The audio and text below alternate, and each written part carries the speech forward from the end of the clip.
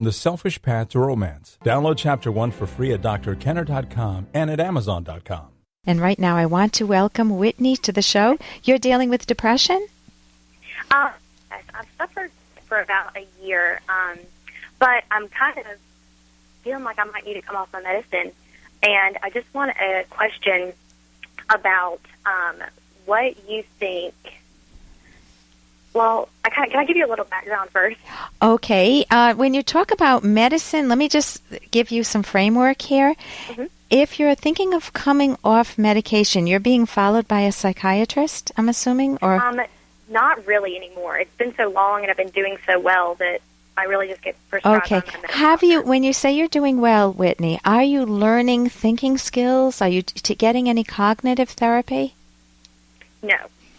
Okay, because here's one of the problems with medication. If you have not been monitored and if you are trying to just wean yourself off of them or get off of them, you really need to know about the medication, how to get off of it, and you simultaneously want to build the self-confidence that you have learned the skills or made the changes in your life. For example, if you were out of a job for a really long time, Whitney, and then finally you're employed and you're so happily employed and you have friends at the job and you know that the situation has changed and that you're nowhere near a depression anymore.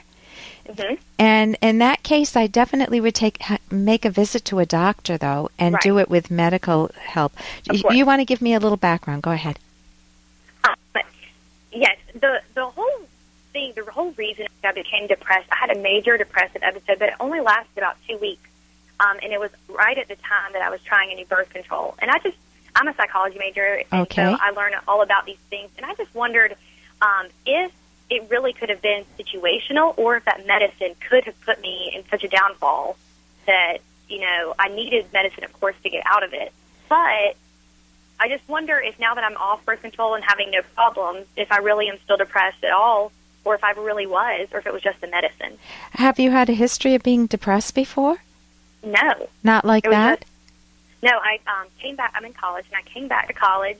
And I always have a little problem with adjustment, but it takes me a couple of days to get over it. And I came back to college and just couldn't get out of bed. I just was majorly depressed. So I went home, went to the doctor, and they put me on some meds, told me I was in a major episode. But soon after I got on the medicine, it didn't even take the full, 4 weeks, 2 to 4 weeks to kick in. I just started feeling better, and I've been on it now for a year and a half. I've never had any problems since. Yeah. But I also haven't been taking that medicine. So I just don't know if my personal situation, how to tell.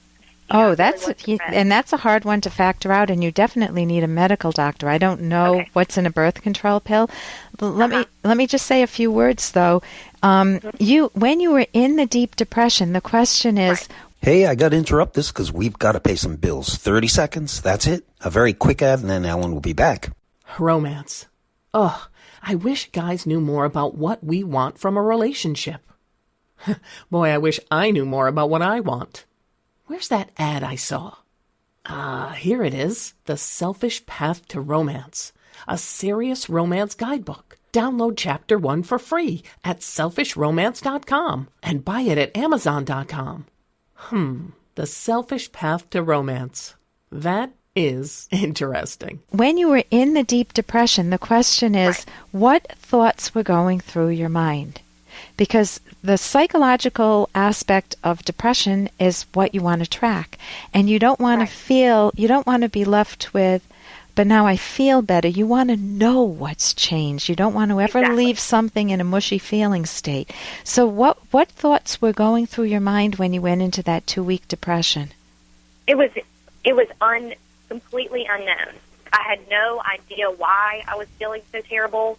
My parents had gone through divorce a couple of years back, and I was dealing with it and adjusting to college, so I can see some situational things that definitely were going on, but those were not the thoughts that I was having during that depression. It was literally, what is wrong with me? I have no idea what's going on. This is all so sudden, but I just feel terrible.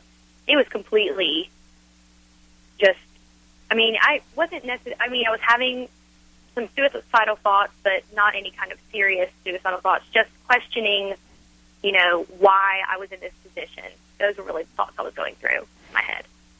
Okay, so if it wasn't that, oh my God, what if I fail college, or what if I find a boyfriend and get divorced? There was no content. It was sometimes when you think of anxiety, sometimes people have free-floating anxiety. They're just so revved up. They're so anxious.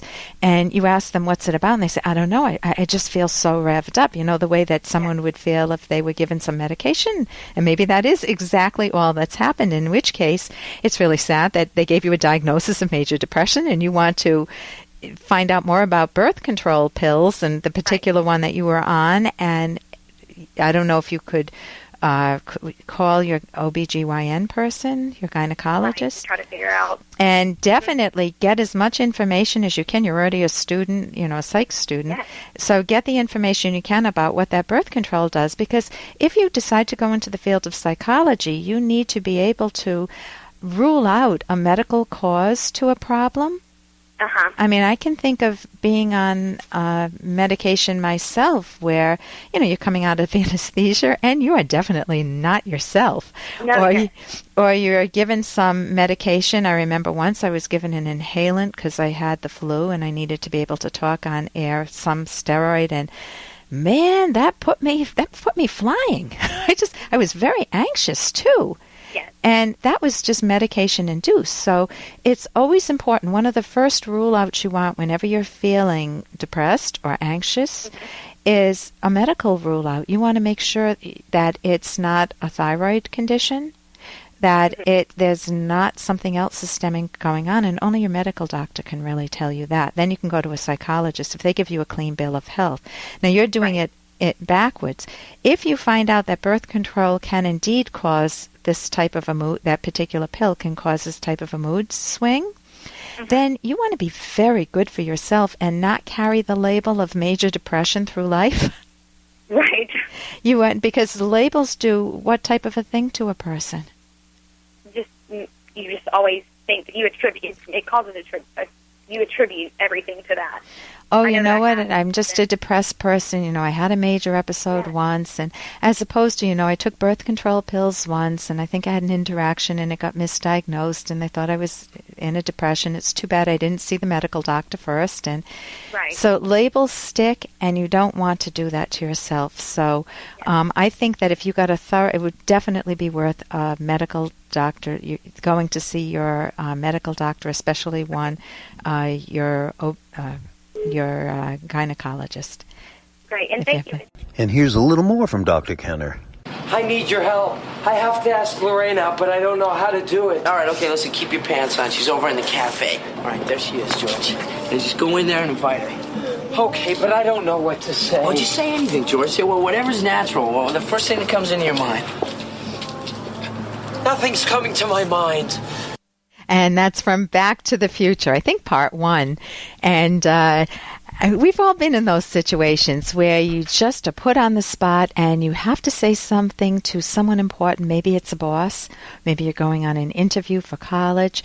Maybe you're just meeting a person for the first time on a date. And what do you say? What happens? Most of us get a little anxious, and that paralyzes our mind. And one of the big mistakes we make is we think, will they like me? And if you're thinking, will they like me? You're not thinking, will I like them? And if you shift that focus to, oh, what am I liking about her?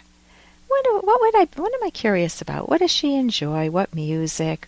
What hobbies? What sports? Does she play a sport? If you shift your focus from self-judgment, am I good enough, to what do I like about her, it makes all the difference in the world. For more Dr. Kenner podcast, go to drkenner.com and please listen to this ad. Here's an excerpt from The Selfish Path to Romance by Drs. Kenner and Locke. A successful romantic relationship requires a warm, loving atmosphere. Anger is a big romance destroyer. You cannot simultaneously be warm and angry toward a person. Occasional anger is not uncommon, but it cannot be the prevailing mood of a happy relationship. Anger comes in many forms: belittlement, sarcasm, insults, criticism. One of the most common forms is resentment for real or imagined slights or injustices. Partners who hold grudges for days, weeks, months, or even years without expressing them keep their loved ones in a state of bewilderment. Eventually, the victim of anger withdraws emotionally from the relationship, which leads to more resentment and a downward love trajectory. You can download Chapter 1 for free at drkenner.com, and you can buy the book at amazon.com.